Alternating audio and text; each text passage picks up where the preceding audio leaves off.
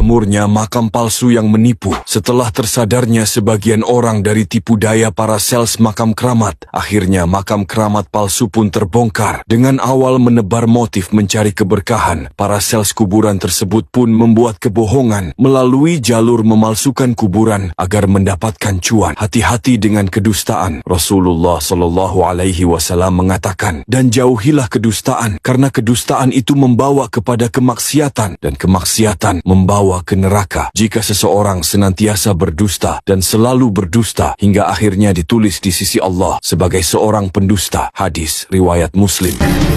Jalan menuju makam itu termasuk daripada taman-taman surga. Nah, nanti waktu jalan itu sambil kita berdoa apa yang kita ingin doakan untuk kita, keluarga kita, dan umat Nabi Muhammad semuanya. Kalau ada permasalahan di segala apapun, Al-Habib Abdullah bin Al-Haddad bilang, maka hendaknya kalian berziarah ke kuburan.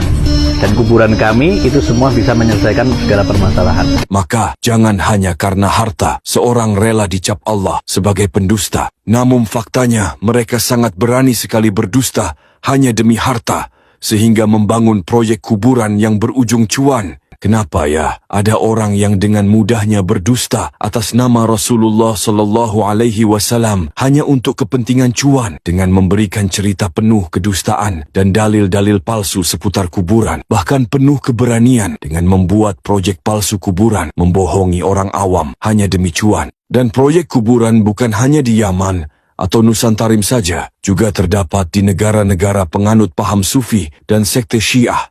Hal ini sudah diingatkan oleh Rasulullah SAW 1400 tahun yang lalu. Beliau bersabda, barang siapa yang berdusta atas namaku secara sengaja, maka hendaklah dia menempati tempat duduknya di neraka. Hadis Bukhari. Bertakwalah wahai kuburiyun, berhentilah berfatwa asbun, jangan membuat racun yang merusak akidah siapapun. Lihat bentuk jenazah tuh, pengen dibungkus, pengen ditutup kain kafannya.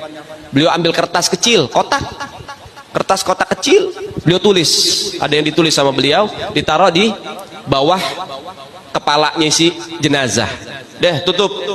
Sebelum ditutup, habis beliau tulis, ditaruh tuh kertas, beliau bilang, man, gue tahu lo ibadahnya berantakan, tapi lo cinta sama dzurriyyat Nabi Muhammad, ikhlas dari dalam hati.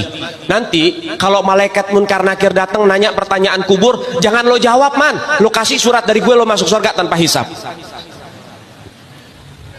Dijamin sama Habib Salim. Aneh, sahabat Nabi aja nggak begini. Ini orang bohong kok bisa lancar begini. Memang benar tak bisa dipungkiri, kalau kuburan adalah sumber rezeki. Nyatanya, sungguh berani orang-orang yang mengatasnamakan dari keturunan Nabi, walau belum pasti